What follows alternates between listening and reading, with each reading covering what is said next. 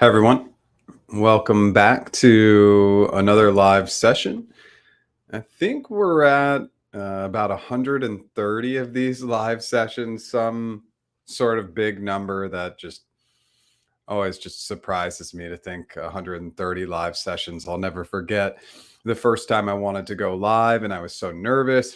I didn't really know what to do or how to react. And it's just always great to be here. So thank you so much for being here. We're going to do a little bit of a warm up today, as always, and then we'll really get into questions, data, information in the next few minutes. So, if this is your first time here, welcome. Let me know where you're visiting from. That's always fun. Any questions, any comments, really everything and anything is on the table today, as always. And as I've mentioned multiple times throughout the lives in 2023, things are slower. So we may fill the time, and filling the time is always based on the title of the live. So we'll fill in the time if there are no questions coming in, and we'll really talk and double down talking about the future of big tech. But of course, for the purpose of today's live and all live sessions, any and all questions are welcome. Obviously, love that positive pitch and tone, but not everything's going to be perfectly positive in the things we discuss. Just something to keep in mind. So let's talk a little bit about yesterday's video. I'm really hopeful that this three-part series that I'm doing on Google interviews and how to utilize ChatGPT to not only make your prep better, but speed up your prep are going to get some momentum. The views are really low. And I can tell you right now, if you watch part one and part two, it's literally hours of time that you'll save. It's going to really help you understand what are the key concepts in correlation with a resume and a job description. And then how do we look at these themes that we can bring into our hypothetical answers? And then ChatGPT will literally scan your resume, scan the job description, and identify the ideal behavioral examples you should be bringing up based on those items. Again, those videos are going to save you a ton of time if you're considering Google. So just something to note. If you find them valuable, please share them. I'm spending a decent amount of time on this three-part series. Next week will be the RRK one. I'll pick basically another resume, another job description. That's how I've done the last two. But if you want to save time, watch those videos. Okay, let's do a quick prompt on my services, and then we're going to dive in. If this is your first time here, my name is Jeff H. Sipe. My business is practiceinterviews.com. I do one-on-one interview and one-on-one negotiation coaching. I also have an interview mastery course, and my AI tool is officially in development, and I will be coming out with a beta in October. So the beta is going to be released to very few people to start. It's a really, really lean MVP. I'm going to allow about 5 to 10 people to test it. And then every couple weeks, we're going to release new features and iterate, and that beta will open up more and more. The goal ideally is to have a beta through 2023 and then have a paid version in January of 2024. As anybody knows who's gone through development, that is a wait and see what happens. But this AI tool is going to be a game changer because the biggest differentiator from the competitors is actionable feedback, feedback that you can apply instantly and watch your answers get better. It's not going to be this holistic, generic, throw a lot at you. I want you to be able to improve in bite-sized pieces. And of course, that holistic feedback will be there too. Everything that I'm thinking, I don't know. And that's why I'm going to test it with users. And this is just really always important to anybody who's considering running their own business, has a side hustle. Allow the users to tell you what they want, because we can make all the guesses, but we don't really know. If you like what I'm doing today, smash that like button. If you've never subscribed, I go live 10 a.m. Pacific every Tuesday, new original content every Monday. And now I'm going to be producing a minimum of one short every single Wednesday as well. And I'll update some of my content to note that. Thanks for being here. Let's dive in. Hi from India. Thanks so much for showing up extremely late. I know that these sessions are pretty late in India, but I appreciate you coming in. Hey, Jeff. Thanks for continuing to host these sessions. Question: what are the steps in GCP's hiring process and what's the typical timeline? Throwing that question right back at you, Nan. GCP's hiring process is extremely different role to role. So if you want to tell me the role, I'm happy to talk through the steps as I know them. Hi, Jeff. Just signed a contract at Google. Thank you. Okay, amazing. So you signed a contract. I would want to know contract. Is that full time? Is that a contract role? But either way, congrats.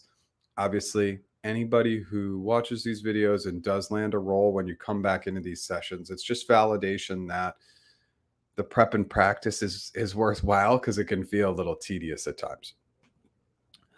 You have a friend that wants to apply for a business intern position that recently opened at Google.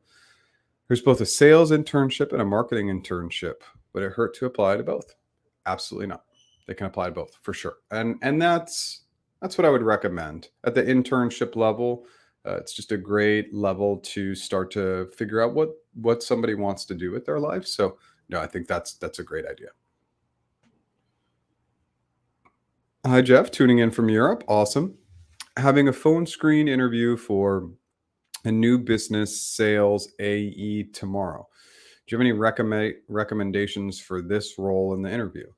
Yeah, AE, the account executive, it's strategic, right? Usually the levels are strategist, manager, executive. So the goal of and what's going to help you be successful in that role is larger scale, larger scope, helping work with clients at a more strategic level. And so, of course, you're going to think about examples of times where you've worked with difficult clients, challenging clients, had to bring on a new client. So those types of examples and how you strategically help them. And then, of course, hypothetical questions. Just be ready for anything that's going to put you in a scenario. And remember, you're always answering that scenario like you're already in the role. That's the best advice I can give you. Of course, if you want any additional clarity, please let me know. Okay, and similarly, does it hurt to apply to multiple locations for the internships, or should my friend only apply in one location?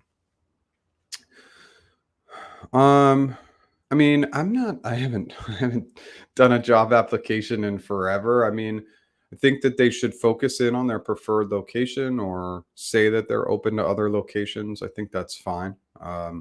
If they're flexible, that's great. But I don't really know what that actually looks like because I never applied to Google and I've never done it. But if they can go after multiple locations and it's not going to lock them out, typically I know with Google applications, they only allow 3. So if they had to apply for a different location, they're only going to be able to do 3 at a time. Hey, Jeff, curious if you think it's strange to see an interaction designer, UX program manager, and visual designer roles pop up at Google, but no UX writers. How do those roles function without content? Um, well, so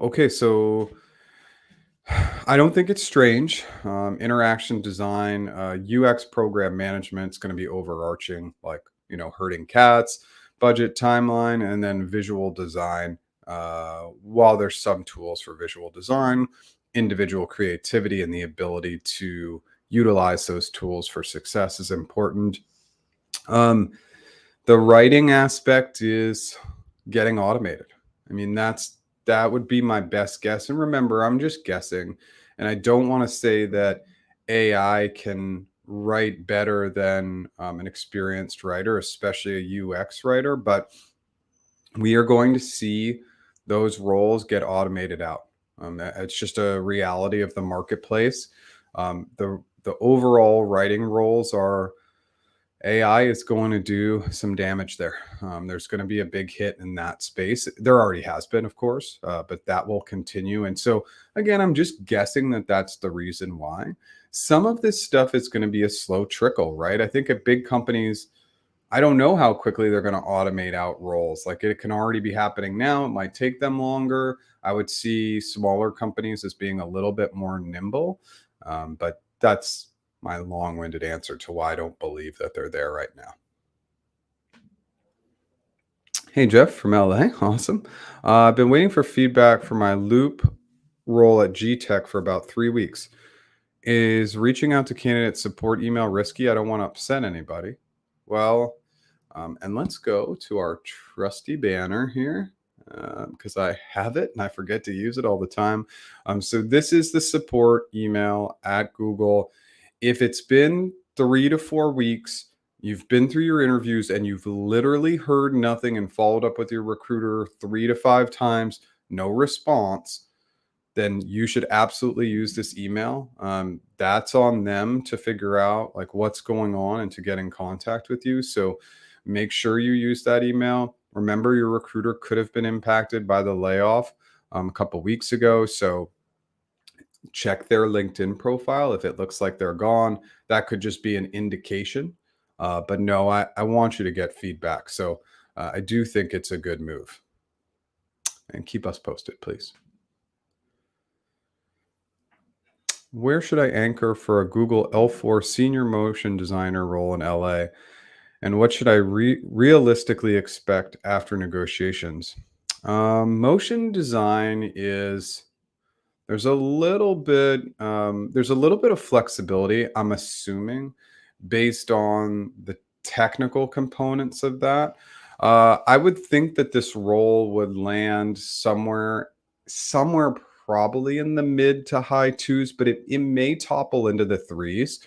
I don't get a ton of designer negotiation clients, but I wouldn't be surprised if it even rolled into the low threes. So I personally would anchor at a minimum in the high threes. So be thinking 380s, 390s. Hey, if you want to roll into the 400s, I don't think it's crazy.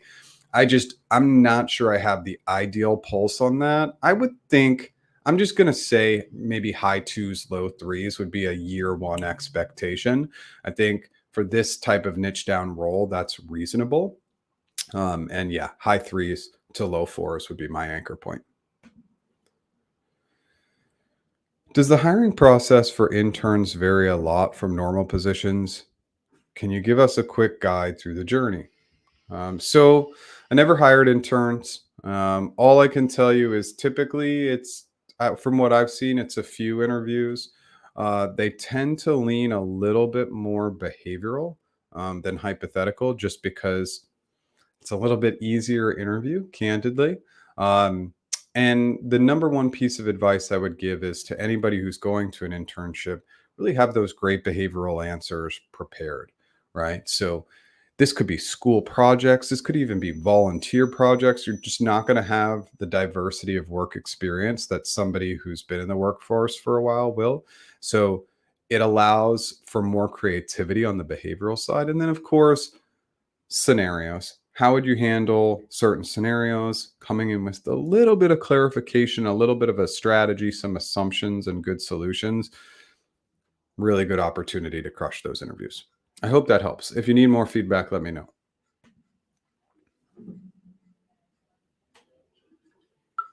Okay, Nan, follow up question from earlier. You want to know about the interview process for a GCP client facing delivery executive role. So, delivery executive, this is going to be executives kind of a, I don't love that title, but typically that's going to be an L7 role. And what they're going to do is they're going to do the classics, right? The RRK, GCA, GNL. And then probably for a delivery executive, you're going to have some form of presentation interview as well. Those would likely be the 4 interviews you'd face. But of course, always you want to confirm that with your recruiter, but that's what I've seen. And my G recruiter said my on-site interview feedback was great across the board. Does that give me more leverage when negotiating comp? It does not. Pass the process. Comp can't access that information. Now, of course, there's always like these elite candidates and these special cases, but they're less common. So no, they're just basically going role, location, and level. Role, location, and level. And those are 3. And they're going to take those 3 factors, cost of labor for that market, and then your ability to negotiate is absolutely critical. So you need to make sure that you are putting in that high anchor and staying aggressive with your negotiation, because Google responds well to tough negotiations as long as you do it in a gracious and kind manner. How to prepare for system design interviews at FAANG. Okay, so before I dive into this, let's set the caveat that I'm not technical, but I find that CFAS works very good for system design. So if you're not familiar with CFAS, clarify, framework, assumption, solution. So what does that look like from a system design perspective? Hopefully you have some sort of shared doc, um, whatever draw tool, and you're clarifying, because we're not going to design anything without clarification. We're going to highlight the 3 or 4 areas of our design that we want to focus in on. We could take that as our framework. Then we're going to make a few assumptions, and then you'll dive into one part of the design only. Don't design anything, or sorry, don't design everything right up front. Just design one piece at a time, and then check in with your interviewer and ask if you should go to the next step. But absolutely, the critical item with system design is you need to clarify. Don't assume that because they ask you to design something that there's good alignment with your interviewer. Each interviewer might look for something a little bit different. So go through that clarification process, that clarification path. I hope that helps. I'm not technical, so I can do like solution design interviews with my clients, but when it gets to system design, because I don't know if what they're saying technically makes sense, I've stayed away from doing them. I have done them before. I've had special requests for them, but I really find that kind of process works well. Um, Clement has a really, if you just type in Clement, he has a really good YouTube channel where he covers system design. I think he's one of the best that I've seen on YouTube. What makes a CV stand out for a business internship? It's hard to stand out for an internship just because of the typically the lack of experience. So a clean resume is strongly recommended, as clean as possible, bulleted summary that aligns with the internship, and that's it. I have a bunch of resume. I have a free resume template at practiceinterviews.com, which your friend can use. I also have a bunch of resume videos that I would suggest watching if you just look them up on YouTube. Hi, Jeff. Looking for DC Eng roles. Any advice or info about any difference between the DC interview process versus traditional software roles? Um, yeah, I mean, it would depend on what type of data center engineer they're looking for. But yeah, probably more of a lean, typically in big companies, to a little bit more behavioral, hands on technical, as opposed to traditional software roles, which are going to be coding and design. Right. So they should technically be very different interviews. When I see data center roles, typically they're just not as technical as a software engineer.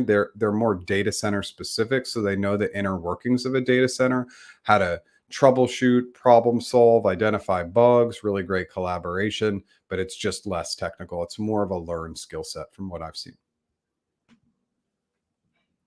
Would it be difficult to get an internship in the UK or other locations if you're an EU citizen? I'm thinking due to potential visa requirements. Just got to know, right?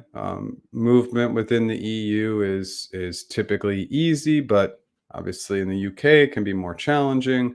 Um, you're just going to have to understand, or your friend's going to have to understand the local laws. But it's something to just look into. But usually, country to country, especially within the EU, it's relatively easy to find jobs and move around, which is obviously a huge benefit. Hey, Jeff, as there's not a lot of Google 2023, yet alone 2024 salary data, how much inflation should we add on a year to year for salary expectations if much data is available from earlier? You just get after what you want, right? If you feel like, hey, inflation has hit me, my family, what I need at 5%, then add 5%. If it's 10%, add 10%. I mean, it's definitely factored in, but it's really just about getting after what you want.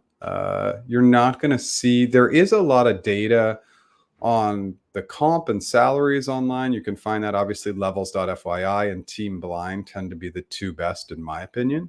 But I would check out those sites, but I would really be thinking about what you personally need and what you want and going from there. Sorry for the amount of questions today. To answer, I signed a full-time contract at Google for GCP sales in Dublin. Amazing. Amazing. Congrats. I hope your friend has success with the internship stuff, and they should appreciate you for coming in and asking the questions for them. So, of course, no worries. And that's what I'm here to do. There's always going to be a couple of people who show up to the live that ask a ton of questions. And I hope that answering the questions is providing value for everybody. So, always open to lots of questions.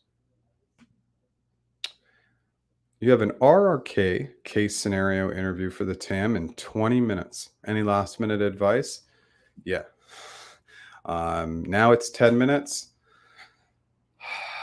Breathe, listen to some meditation music, get some water. And the likely scenario is going to be bringing a large retailer online.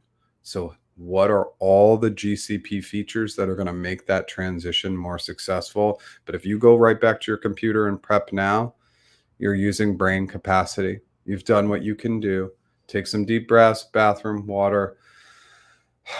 Just really deep breaths. Breathe, breathe, breathe. That will make you really calm going into the interview. And good luck. Let us know how it goes. What should be your base salary expectation? L4 TAM Toronto.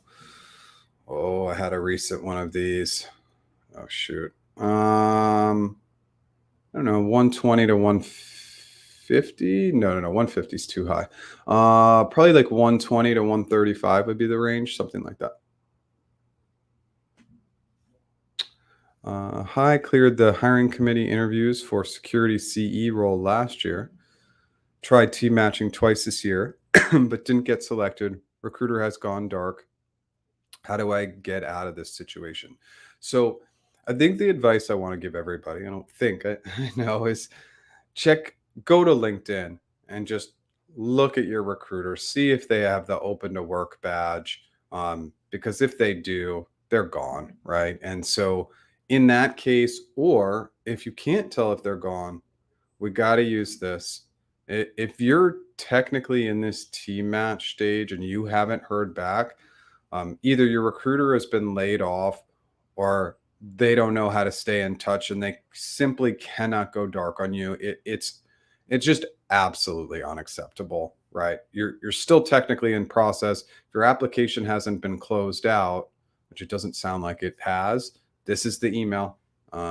If you can identify that they're not gone, even if you identify that they're still there, you probably got to hit up this email at this point if it's been that long. Okay. Every time I go in there, I get lost. Okay, here we go. Okay. So where should I anchor base bonus equity for CA roles in London, L5 or L6 with over 12 years of experience? Okay, this is a lot. So it's everything and different levels. And let's just throw out experience. Okay, so that's not relevant. It's the only relevance really is the level. If we're talking about a CE role in London, L5, I would probably be anchoring into the mid twos to high twos. I can't tell you exactly what the breakdown is going to be. CE roles, the pay has gone actually down a little bit from what I've seen over the last 12 to 18 months. A great indicator for anybody in London is to go to levels.fyi, look up what software engineers are making, and for a CE role, times that total comp by about 80%. So if it's X number times 0.8, that's probably a very realistic total comp you'll make at the same level. So then when you're anchoring, you're obviously going to be anchoring above what a software engineer makes. The setup for a CE is going to be base, The bonus is 42.86%. I know it's a weird number, but trust me, that's the number. And then there's going to be equity. So your base is going to be a little bit lower because the bonus target is so high. I hope that information helps. I have another interview coming up with the hiring manager. It's a googliness and leadership interview. Is this the norm? It really depends. Some hiring managers really love doing the googliness and leadership interview because it kind of directly correlates to how they're going to work with you, right? Sometimes the hiring manager interview is a standalone. Sometimes they'll take on an RRK, GCA, or GNL. They can kind of do whatever they want. So, but I do think it makes sense when they take on these types of interviews. Remember, the GNL interview, there's a couple things to remember. First of all, I did a video on this yesterday, so absolutely go watch that video I did. But GNL interviews are all about decision making. So, how have you made decisions in the past, and how would you make them in X scenarios? Bring in that inclusivity lens. That's going to be absolutely critical. And then GNL interviews are generic. So the questions could be for any role, but answer like you're in the role.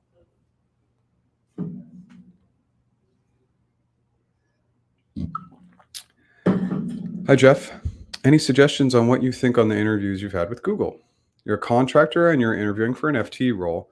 I heard positive feedback from my HR rep for the GCA RRK for my first interview, but never heard any feedback on the second interview. This was a month ago.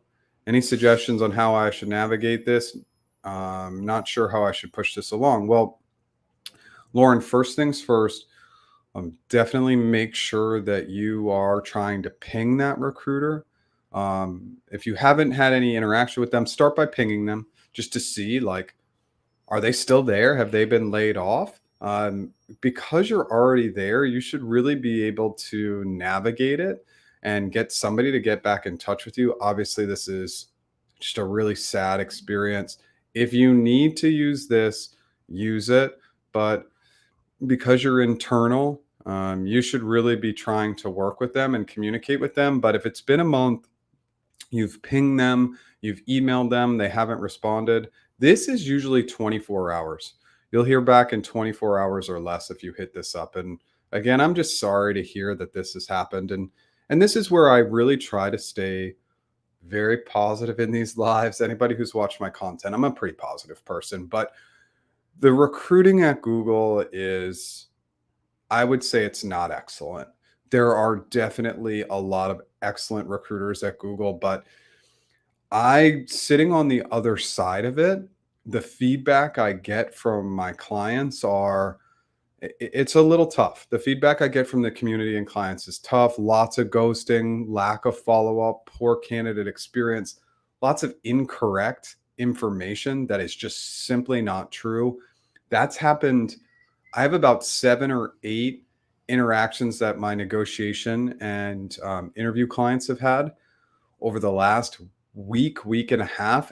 8 instances, about 7 or 8 instances where recruiters said straight up incorrect information to my clients, and it's frustrating. So please stick with it and let us know. Come back, let us know how we can help, or if I can help in any way. Hi, Jeff. It's been 2 weeks since you got a verbal confirmation from the HR that you've been selected for the role of account manager. However, there's been no progress since. How should I take this? Just follow up. Sometimes there's just been hiccups with some of the approvals and everything. Check in now. Just go check in and say, hey, I'm still really excited and enthusiastic. Just wanted to check in, see how things are progressing. Don't mention the amount of time it's been. Nothing negative. Remember, people want to help you if you're positive. And so it can be not as positive in these lives and conversations and talk about the actual reality that this stuff should absolutely never happen. And how do you do that? No updates. I would check in with you at least twice a week saying, hey, I don't have any updates, but I'll follow up with you as soon as I do. I'd give you the Friday, no update. I'll never go into the weekends without all my candidates hearing from me. And it's so easy. It's so easy. And it's just not being done. And I think this is It's just the missing piece of the puzzle. So I'm sorry to hear that, but make sure you check in and just be gracious and kind. At the 30s, I'm going to do a 30-second prompt on my services. If you've never been here before, my name is Jeff H. Sipe. My business is practiceinterviews.com. I do one-on-one interview and one-on-one negotiation coaching. Also have a killer interview mastery course. The AI practice interview tool is now in development, and I'll be releasing my beta in October.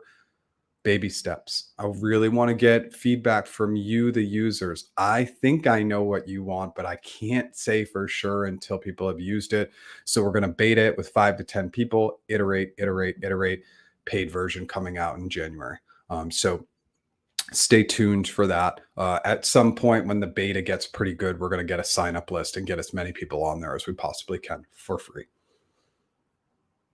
Oh, and if you like what I'm doing today, smash that like button. And if you've never subscribed, I go live 10 a.m. Pacific time every single Tuesday and new original content every Monday. And then I'm going to be doing shorts every Wednesday now as well.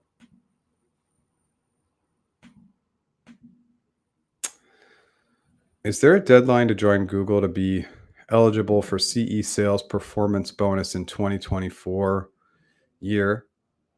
I read I need to join by December 31st in some sources, but I'm not sure.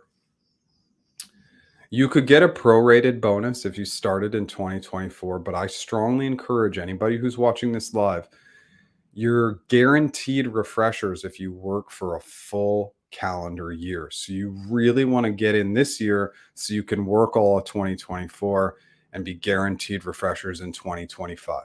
Is your hiring manager not going to give you refreshers because you started in January or February?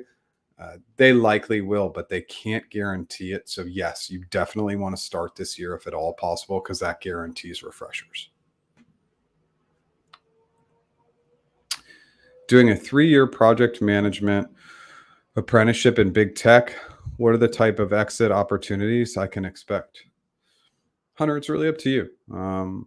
It depends on whether you like the project management space. So it's going to be a project manager or a program manager.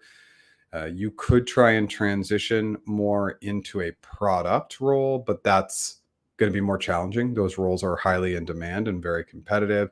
You might look at some strategy and ops roles, maybe even some sales roles. It's going to be a lot of great opportunities for you. Figure out as you're going through this 3-year process what you like, what you don't like. And here's the greatest part: if it's 3 years, start talking to stakeholders who are a little bit outliers, right? Learn a little bit more about their positions, their roles. You have the time. So really the best thing you can do over the next 3 years, and again, I don't know if you, how long ago you started, but just start having those conversations and data gathering. It's going to be the best way to figure out what you want to do. I hope that helps. Hey, Jeff, how much weight do Google certifications or others hold when it comes to adding value to your resume and showing interest in a specific area, looking to change careers? Yeah, I mean, I think it's valuable for you.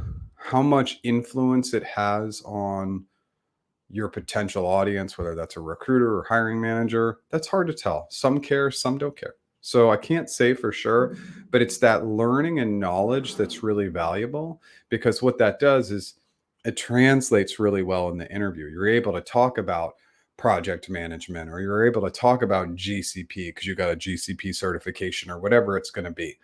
Does it really move the needle? Again, it depends, but I always recommend it. That learning mindset and learning those skills is critical. And obviously, if you're looking to change careers, it's going to be helpful as well.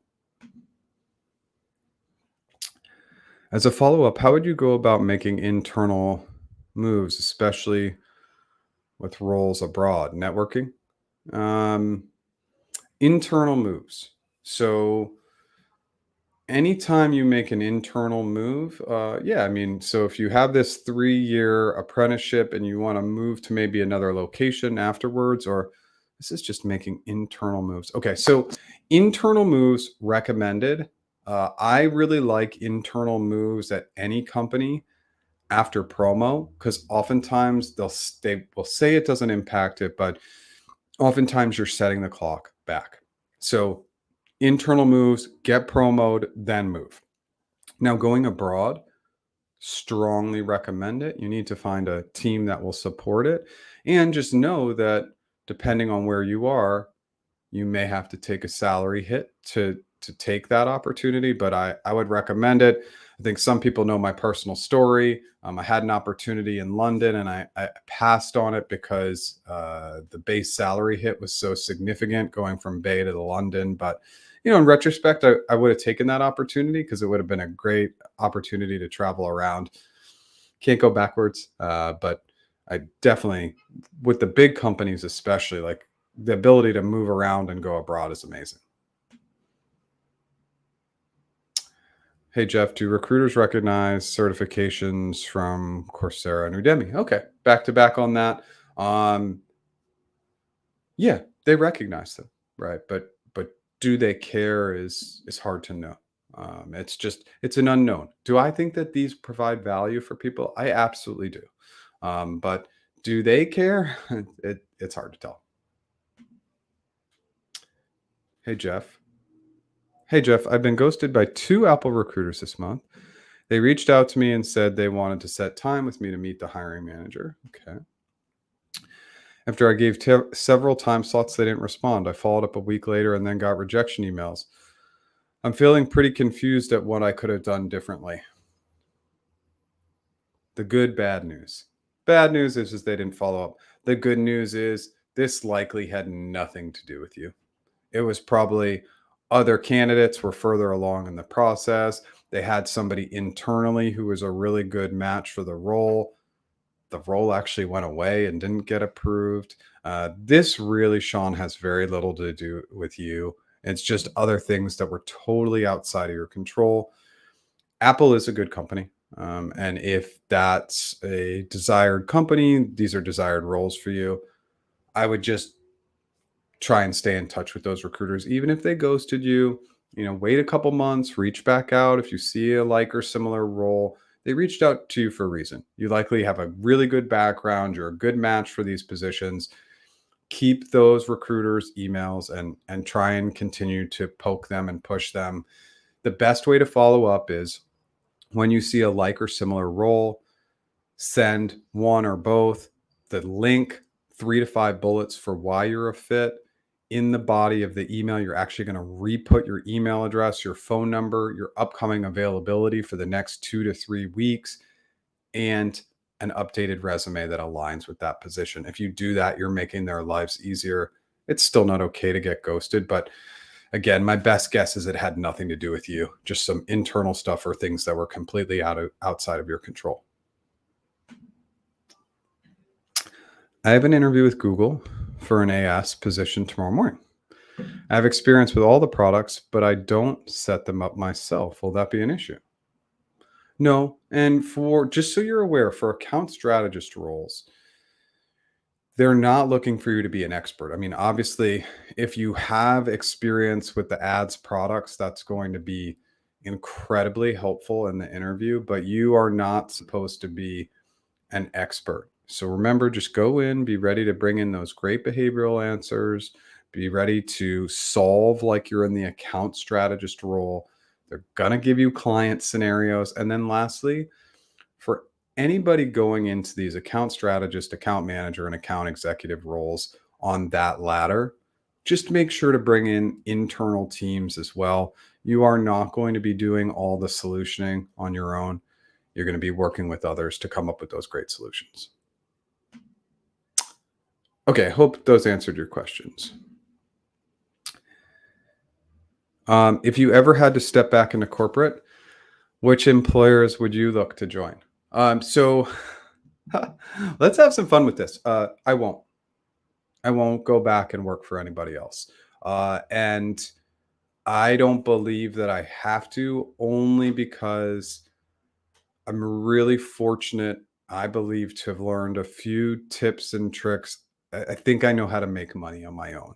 And I know the way to make money. And for anybody who's watching this, the way to make money is content. You deliver massive value to free, for free for 99.9% of your audience, and that 0.1 will pay you, or 1% will pay you. And so I have all sorts of other businesses that I'm ready to roll out if for any reason this didn't work. Now, of course, I'm really excited about my AI tool. Uh, but let me just answer the question because I want to answer the question too. I really have this entrepreneur mindset. And so it's really, I'm stuck in that space and I just can't ever see going back. And you can never say never. Look, the big tech companies, here's the value and why I probably would go back into big tech. And as I'm saying that, I don't think I would. But one of the values of big tech, I talk about this quite often with people who are not really in my space. The two values of big tech are the brand and the money, because the brand is everlasting and priceless, and the money is just as competitive as it gets. So that's a great reason to go into big tech. And I don't know. I like to work for money. It helps us have our livelihood, and you can do whatever you want with that money. You can take all that money and donate it all and give it back, right? So people think money is the root of all evil, but you can do great things with money. And people hate some of these people who are ultra rich, but a lot of them give back quite a bit. This is going on a little bit of a tangent here, so stick with me. The other piece I just want you to think about, and this is just good for the audience, is do you like process? Do you like building upon established process? That's going to be big company. So you're making like small incremental changes, but those small incremental changes might impact 100,000 users, a million users, a billion users. Or do you like building things from scratch? You really like building up the process, the systems, you like wearing lots of hats, then you should work at a small company. I'm kind of leaning more to this latter, is kind of like now I like building things up, but that was never a strength until I started working for myself. Whew, I don't know what just happened there. I hope I answered the question and drove some value. Hey, Jeff, hope you're doing well. Great. See you interacting live with all of us. Thank you so much, Raul. Let us know how long you've been at Google now. Always appreciate you showing up. You were such a valuable contributor to these lives, to the Slack group. By the way, I actually forgot to mention, we have a free Slack group. We're approaching 4,000 members in that Slack group. It's free. You can sign up at practiceinterviews.com. If you ever have challenges with that Slack sign up, which some people do, just email me at jeff@practiceinterviews and I'll manually add you to the Slack group. Thank you. That's helpful. The ghosting is rough. Yes, they're still there and pinging. She has nudged. Oh, thank you for being helpful. The ghosting is rough. They are still there and pinging. She has nudged them. Oh, so your recruiter's not ghosting you. It's the interviewers who are not completing feedback. Come in and let me know, Lauren, if you're still hanging out with us right now. I know we're about 13 minutes behind.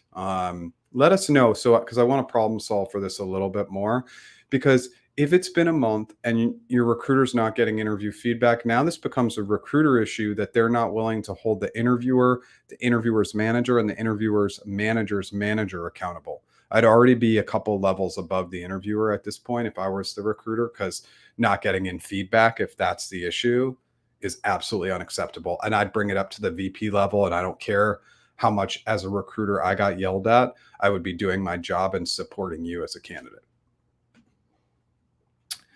You did your GCA and RRK1 last Monday, RRK last Tuesday. Recruiter said there's usually feedback after 48 hours, and it's been over a week now. I followed up via email, but no reply. The recruiter is external to the company, to Google partner. It's for a TAM role in Google, California. So a recruiter is external to the company. I want to get a little bit more information on this. If you see the recruiter and it says, for example, Adecco working at Google, they're really a Google recruiter. Like they have access to all the systems. They're going into the office. They're not really external. They're just contracted through a third party, but they have access to basically everything else that all other recruiters have. Because if you're going through this process, that's a full-time role. But you want to continue to follow up every few days. And of course, If we get to this stage where it's been 3 to 4 weeks, this will be the email address that you use, but we're not there yet. Okay. Just take this email address down. This is an offshore team that will push your recruiter to get back to you in a timely manner, but I would not take this step yet. I just wanted to throw this in here for you so you have it. Keep us posted. When we talk about comp at G during negotiations, we're referring to comp for the first year, and figures include base plus performance bonus plus the portion of stock you get the first year. That's correct. And the portion of stock in the first year is now 38%. So the year one number is going to be the biggest number, but that's the number we're negotiating on is year one. And don't forget about CEs. I think you were the CE person. Get sign-ons as well. Not always. They're really random, but you can get a sign-on as well. Are internal candidates preferred over external candidates for CE positions? I feel I'm doing pretty well, but not getting selected during team matches. Surprisingly, in my time there, internal candidates weren't preferred, and they should be. There is a track record of success. So I think they should be preferred, but oftentimes I haven't seen that to be the case. Team matching is funky. Team matching for CEs is really, really tough. They have a lot of choices, and I've seen it be really slow. So just hang in there as much as you can.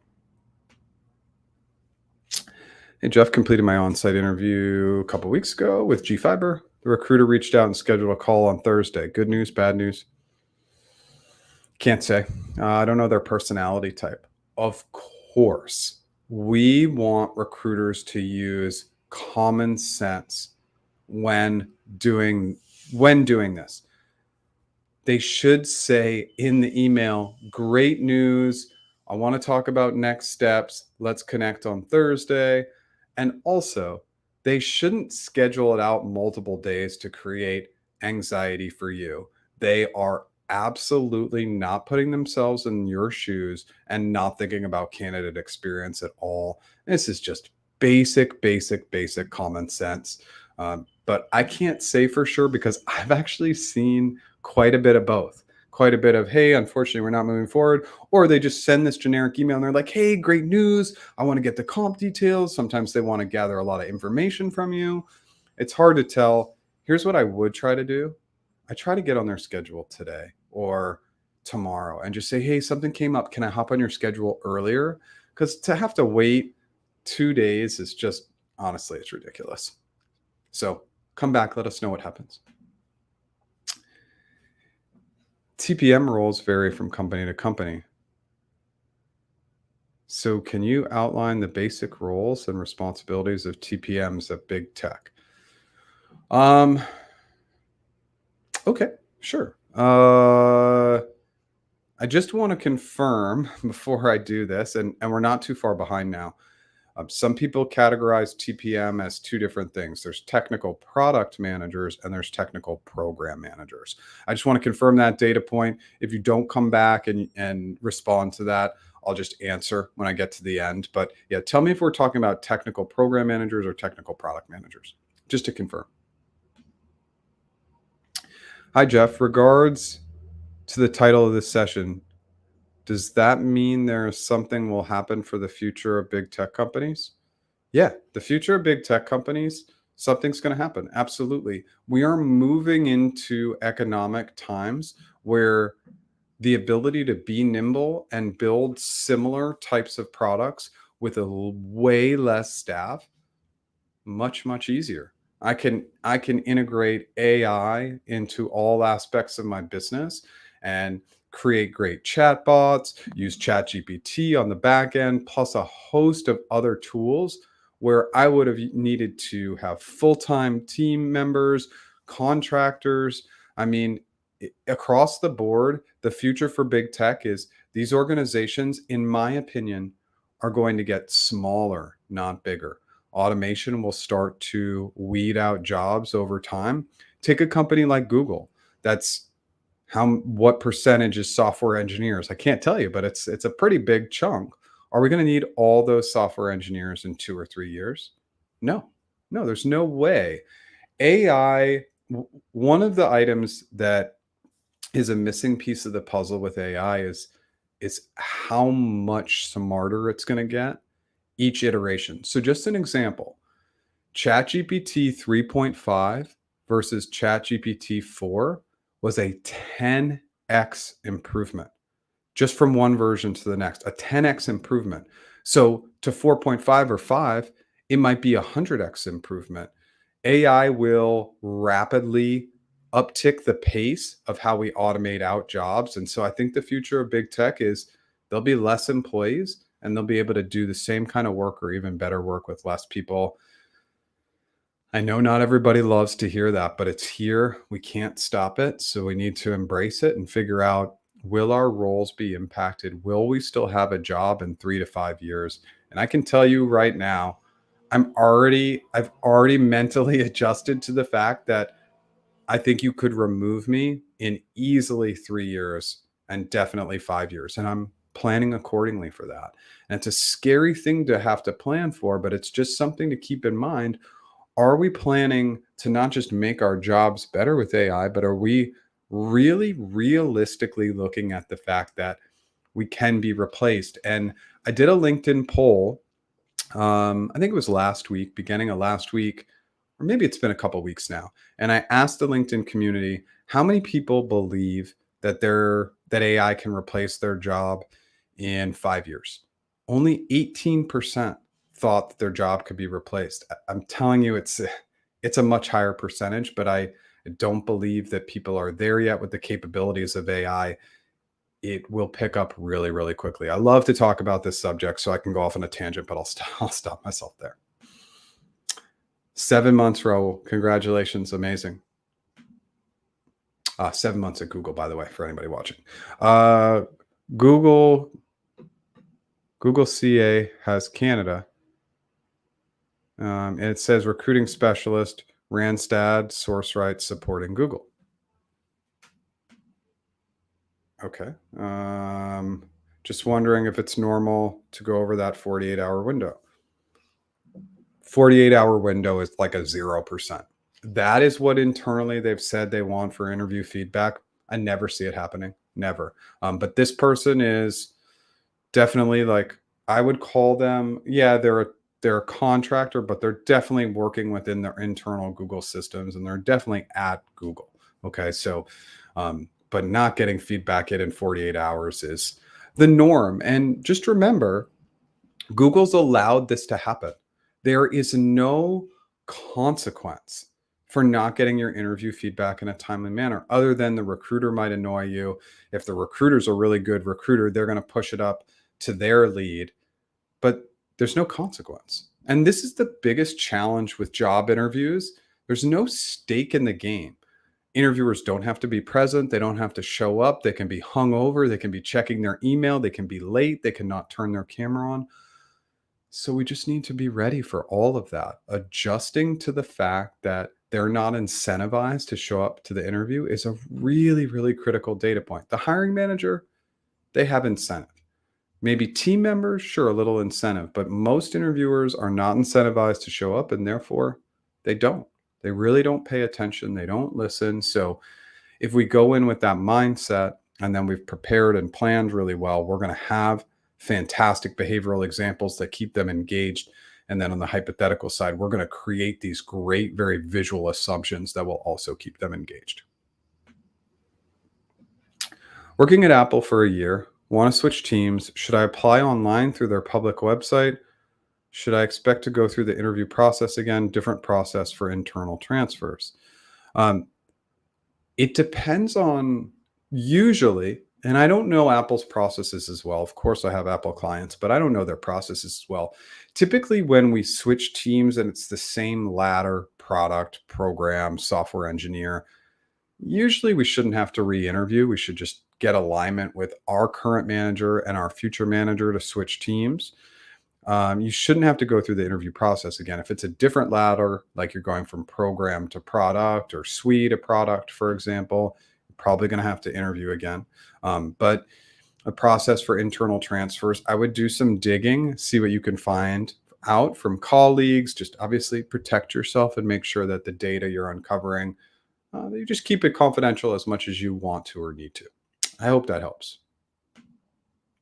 Okay, so we're talking about technical program managers before.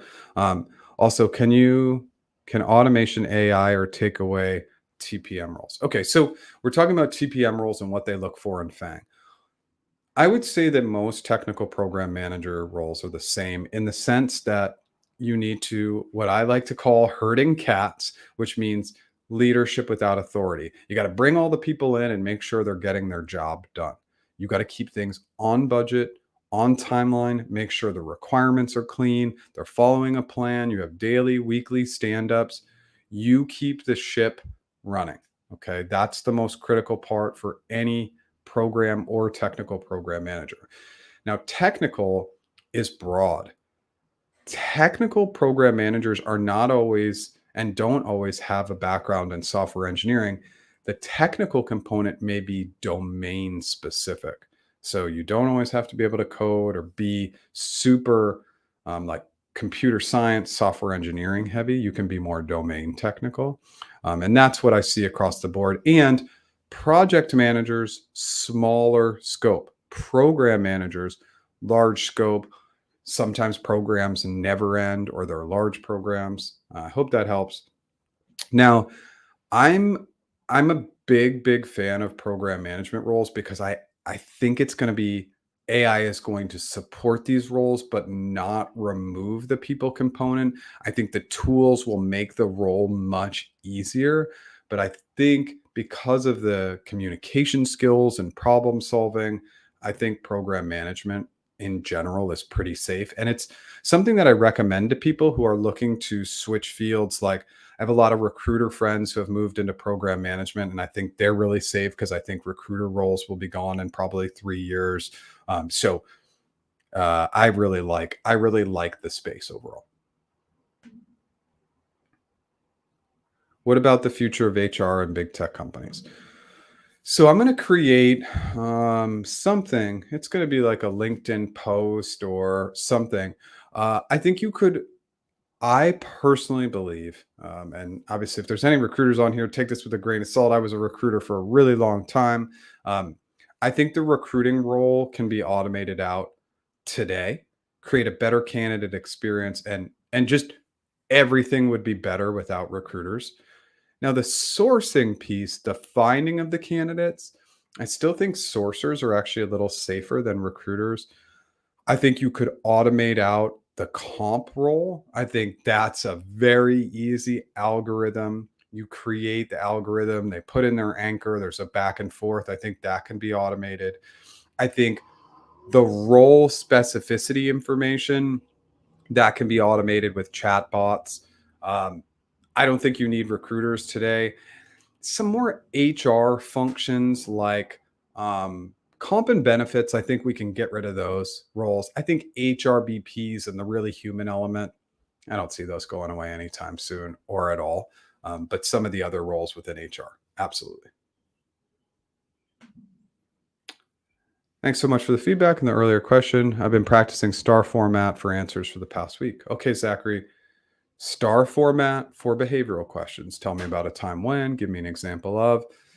Then CFAS for hypothetical questions. I want you to imagine X scenario. What would you do in X scenario, etc. They give you a proposed scenario. You'll use CFAS, clarify, framework, assumption, solution. Obviously, I have a ton of content on that if you want to check that out. Thank you for the great and straightforward answer. Okay, awesome. I think it was pretty long winded, but that's okay. One last question. The recruiter said they didn't care if the meeting was camera on or off. Would you think less of a candidate who kept their camera off? Um, well, if you're just doing a recruiter meeting, I don't know that it needs to be on, but yeah, I would think less. I mean, I want that person to show up because I'm trying to see how they show up because I'm going to be putting them into virtual interviews. I want to know if their background's all messed up, if they look disheveled, if they look unprepared. So I always prefer that they turn on their camera, of course, unless it's a cameras off situation, and they say that beforehand. Hey, Jeff, how can apply to Google India? How to build a resume for Google? Please explain and which type of candidate Google wants. Okay, these are very generic questions. I'm happy to answer more specific questions. You can just simply apply on Google's careers page. How to build a resume for Google? Go to practiceinterviews.com, go into the free resources and download the free resume, template. That will be really helpful. And Google wants candidates that have relevant experience. You don't have to have all the experience for that role, but you should have some of that experience. I'm happy to dive a little bit deeper if you like, but that's kind of my generic answer.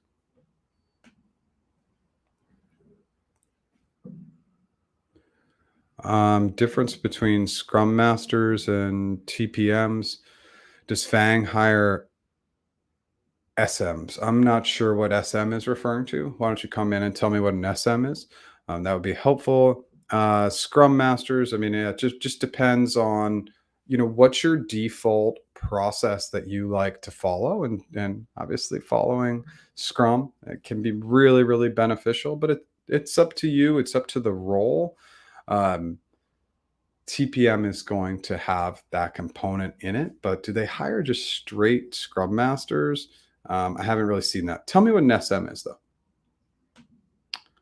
You're welcome. Oh, Scrum Master. Okay. No, it's especially at Big FAANG, they're going to categorize these roles more in the program or technical program management realm. Sorry, I missed that one. Good quick sidebar. This is one of the biggest reasons to not use abbreviations in the interview whenever possible. You can back it up with an abbreviation, but always introduce concepts, because you're going to run into people like me. My brain struggles to connect with abbreviations. So it's just a good constant reminder that, especially when we're setting up a situation and task on the behavioral answers, to not use abbreviations, because again, in the moment, even if it's something that is so clearly straightforward, sometimes your interviewer will miss it, as I just missed that one. Hey, William, listen to Jeff. I owe my job at Google and the many things I learned and prepared based on Jeff's video and content. William, thank you so much for that kind feedback.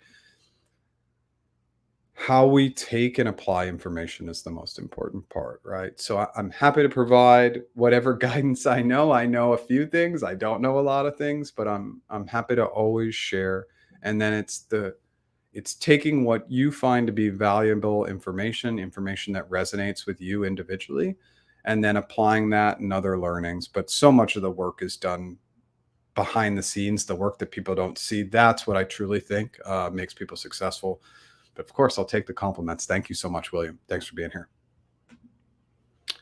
How should I prepare for behavioral interviews effectively? I know star patterns to answer the questions, but it doesn't work all the time. Well, it should work for behavioral questions, right? Of past examples. And remember, if you don't have an example, we're looking for the core theme. If the core theme of the question is communication, we could tell our interviewer, Sue, hey, I think the core theme is communication. I don't have the exact example, but I have an example where I had a challenge in communication. Is it okay to present that example? But the STAR method should work for every behavioral based answer. Now, if it's I want you to imagine, what would you do in X scenario? If we were stuck in Y, what would you do? Then I want you to use CFAS, clarify, framework, assumption, solution. Yeah, absolutely. What do you recommend that a candidate does to differentiate themselves as they get ready for the team match after having successfully cleared the hiring committee? This is for a security CE role. Okay, really appreciate the insight. Really appreciate the insights. What I personally think, and remember, follow this to the extent that it makes sense for you. What I think happens in these team match calls is people are not energetic. They're not standing. I stand for these lives, so I'm a little bit more energetic. So you come in with good energy. When the hiring manager hops on that video, You should be excited, enthusiastic, smile. How are you? Are you having a great day? Awesome. Be ready to answer. Tell me about yourself and why Google. But the critical one for me is asking questions about them. I don't want to go work for somebody when I'm only asking questions about myself. What can I expect in this role? What does success look like? That's all me focused. I want to focus in on them. What do you love about the job? What do you love about your team? What are some of the ways that you work to get the best out of your team members? Love, like you get them talking about themselves, the likelihood that you get team matched is higher. Why? Because data and science shows that people like you more when they talk about themselves. I would get them talking about themselves using words like, what do you love about this? What do you love about this? Because then they're saying, oh, I love this. I love this. It makes them feel really positive. It sounds silly, but it works. And if they have a negative response to like what do they love about the role and the team, probably not somebody you want to work for. That's my advice. I hope that helps. Just finished an HR call for a grad SWE role, but it was back end focus. Said I preferred the front end. She said she'll arrange for me to interview for a front end role. Did I do anything wrong? You shouldn't go into a back end role if you want to do front end work. So no, you didn't do anything wrong. There's more opportunities on the back end, right? That's just something to know. Focus in on what you want to do. Why? Because you're going to have more success in a front end role if that's what you're passionate about. You did nothing wrong. One more question, Jeff. How to prepare on the Googlies round and behavioral questions too. Okay, so I'm going to actually kick you back to my YouTube channel. The Googliness and leadership round. I just did a video on this yesterday, so definitely check that out. For Google interviews specifically, I've probably done more on Googliness and leadership than any other type of interview. I just have a ton of content out there, but just know that those interviews are really about decision making and inclusivity. And then behavioral questions, STAR method. You got to just start writing your examples down. I saw somebody the other day saying, don't write your examples down, but I think that's not great advice. Write everything down. Then you can practice it. And obviously you're not going to be reading off of a script in the interview, but got to get your examples down on paper. Focus in on what you did and how you did it. Talking about abbreviations, is KTLO known? Can I use it in the resume? I have no idea what that is. So again, one of the items that I try to encourage when we get into the interviews, not at all points in the interview, but speaking at the 5th grade level, like if we're going to set up a situation and task, I want it to be so basic, such common language that anybody could understand it so that they're following along with the story. If we use complicated language or we use abbreviations, we're making the assumption that our interviewer knows what we're talking about. And quite honestly, they just don't always, and they're not always paying attention. So we say, and it's KTLO, and then all of a sudden it's like they're thinking KTLO, but you're still talking. So it's just really important. Simplify as much as you can. Make sure you get to that common place with your interviewers, and that's going to show great success, or will turn out as great success. I don't know. The wording's not coming out right. So we're out of questions. I'm going to prompt on my services, but happy to answer any additional questions that come in. Again, if this is your first time here, my name is Jeff H. Sipe. My business is practiceinterviews.com. I do one-on-one interview and one-on-one negotiation coaching. I also have a killer interview mastery course, and the AI interview tool is officially in development, and we will be launching a beta in October. I'm going to be reaching out specifically to individuals. We're going to get 5 or 10 to start. We'll add 10 more. We'll add 20. We'll add 100 more. And the goal is to have it as a free resource this year, get a lot of user feedback, and then it will be a paid version, but it will definitely be at a price point that should be accessible to everybody. If you like what I'm doing today, smash that like button. If you've never subscribed, I go live every Tuesday, 10 a.m. Pacific time, new original content every Monday. And now I'm going to be releasing new shorts every Wednesday morning as well.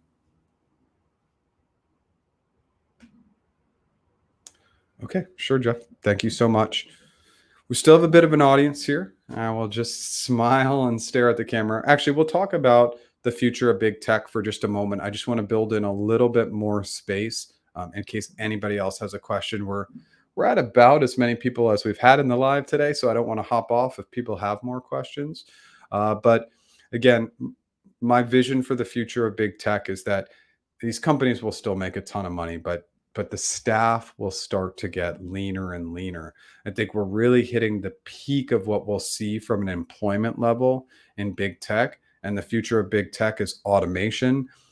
And we just need to double down, and we just need to double down on the fact that these companies are going to do what's best for them, for their bottom line, for their shareholders, for the board of directors. And if they can automate out 100 software engineers, 1,000 software engineers, marketing managers, content writers, recruiters, they're going to do it because it's good for their bottom line. They'll be more profitable. So we just can't believe that the future of big tech is that all these employees are going to keep their jobs. And we've seen it. We've seen the job cuts, and they're going to continue to happen as more automation comes in. So it's just something to recognize and have some awareness around. Countries that pay like the USA. Oh, yeah, we'll go right here. It depends. It depends. Right now, the two countries really outside of the US that pay really well for technology that are close would be Singapore and Switzerland. Those are the two closest to the US in terms of comp. The EU pays across Europe, it pays pretty good, but not at the US level for tech. Canada pays pretty decent. Toronto's kind of the tech hub. They pay pretty decent as well, but it's hard to compete with the US when it comes to tech compensation, especially. Would love to be a tester for your AI. I've been doing a lot of AI prompt testing and learning. Do you think prompting jobs will eventually be isolated roles to help with problem solving? 100%. And I believe those roles already exist. They're saying that prompt engineers are making like an average in the US of like 350K plus. But yeah, there's lots of opportunities in prompt engineering, and especially with the customized stuff, that's going to be a real game changer, right? So yeah, I love that you're working on it, but I think prompt engineering roles are already here, and we're just going to see more and more. That's going to be a trend in the market, and you don't need to be technical to be a prompt engineer. That's the great news. Do you offer a career service? Yep. So if you go to practiceinterviews.com, I offer practice interviews, but if anybody ever wants resume, LinkedIn, networking advice, I'll do that as kind of we'll group all three of those together, and we could just talk about an overall career opportunity. If you go into the FAQs, you'll see that I do that. You just need to book a practice interview, and we can talk about the career stuff.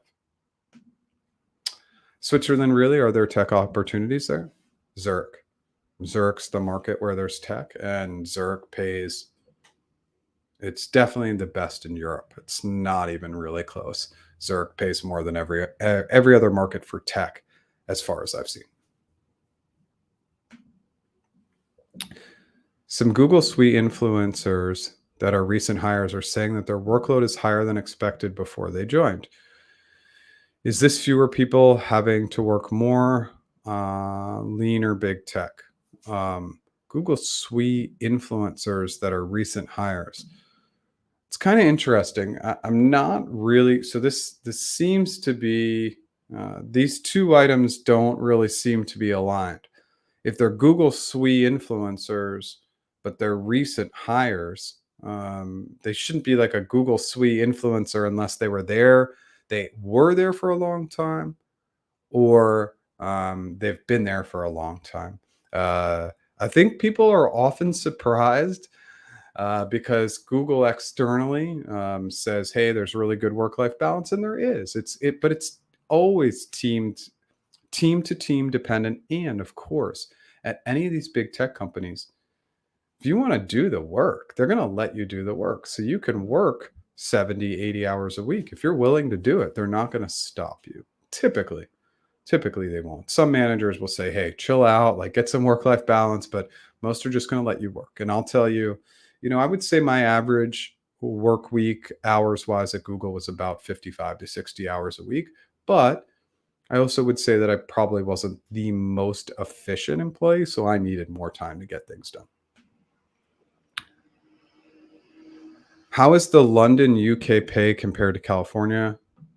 What should our multiplier be to calculate for Google new joiner when comparing salaries? Well, if you're using a tool like levels.fyi, you should only look at new offers. It's the only relevant data. All the other data is irrelevant, in my opinion.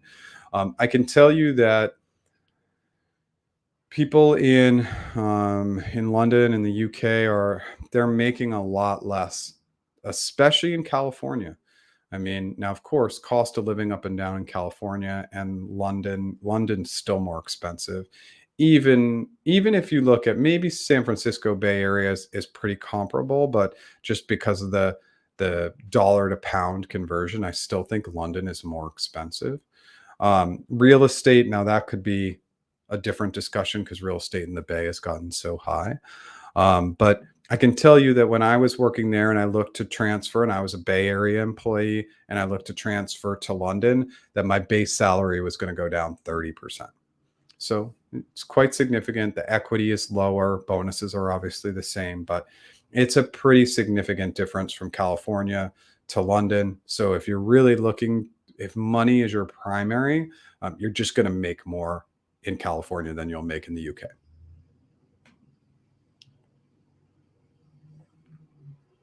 Yeah, YouTubers that are Swedes, not official Google videos, of course. Yeah. Okay, they're working more. Yeah, I mean, they're hiring less Swedes. Are they asking them to do more work? It's possible. If that's what they're saying, then sure, it's possible. They need to be careful. If they're current Swedes at Google and they're YouTubers and they're saying this stuff, they should be pretty careful. Google will monitor that stuff, and they might get their hands slapped. Just an FYI for them. I don't think they're watching this, but it's just good to know that Google is watching. Right? They're watching my stuff too. I had them reach out to me about something that I posted once, so they're watching. But I try to do all the stuff I put out there. I don't put anything confidential out there that you couldn't find online. And I'm just working off of my knowledge and experience, but I'm not providing confidential information. Now, again, I don't think that categorizes as confidential, so maybe they won't get their hands slapped, but Google's watching for sure. It's been over a year since my last interview with the recruiter in the first round was passed. When I re-engage with the recruiter within a year, mention for me to apply directly. What do you recommend? Well, I recommend that you try to reach out to the recruiter. Of course, go on LinkedIn, see if they're still there. I want you to work through the recruiter. It's an easier path. Your application can get lost in the shuffle. So reach out to them. If you can't find them, of course, you can apply again or try and network your way in. But I would start with them and just check in, and it's just a better path. Trying to apply for FTE from TVC. Trying to apply for FTE from TVC. Okay, let me see if I can go back and figure out the context. Oh, for career advice. Yeah, I mean, it's definitely something I've worked with TVCs who are trying to get FTE roles. So it's definitely something I've done before. Of course, it's up to you. I have tons of free content if you're finding value out of this, but it is a service I provide. You just need to book a practice interview. And then in the notes, just tell me what you want to cover in the session. London, I was actually upside down there working at Google. Yeah. And so Liz, let's get into this. Bills were a little bit more than my take home pay each month. It hurt. And housing and renting is the biggest expense by a mile. Just my 2 pence. Love it. Yeah. I mean,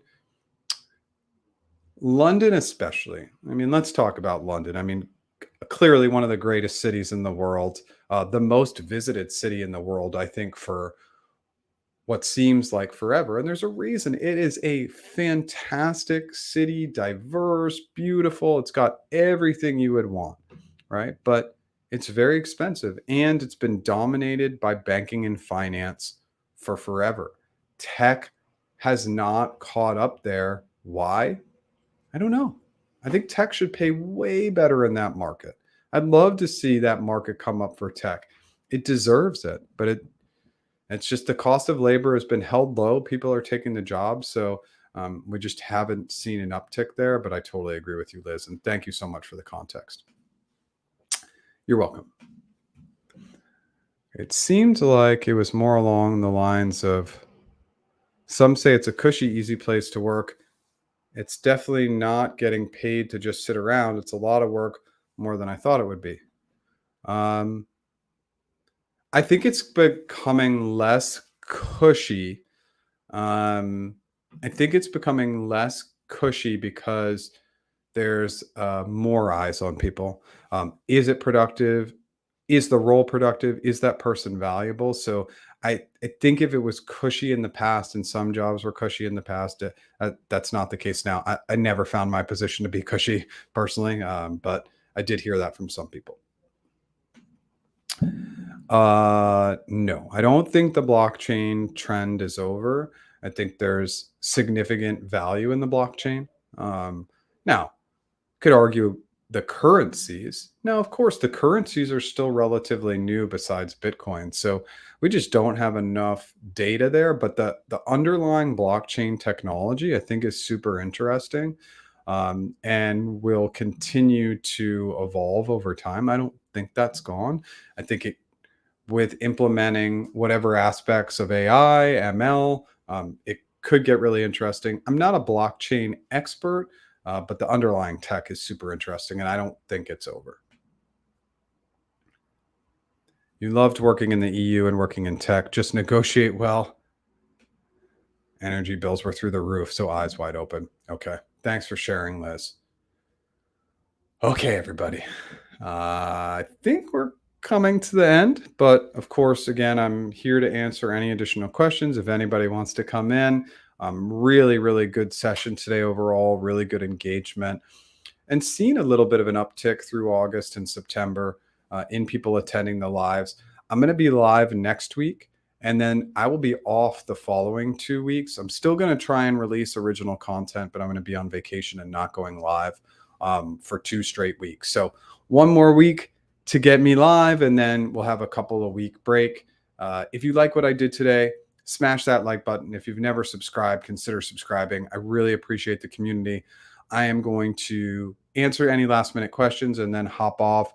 And please note that AI tool is coming out. It is going to be an absolute game changer. I promise. It is very different from all the other tools on the market.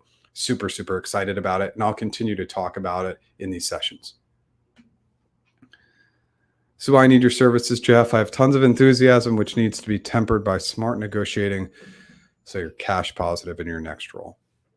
Negotiating is not something to be overlooked. And usually, whether it's me or any other service, usually the return on investment is incredible. Enjoy your vacation. Thank you. I appreciate it. Enjoy that vacay. Well, I'll be back next week before that vacation. In the meantime, if you have any questions and you don't belong to our Slack group, practiceinterviews.com, free resources. You can join our Slack group, and definitely looking forward to next week. And thanks, Liz. Everybody have a great day. Take care.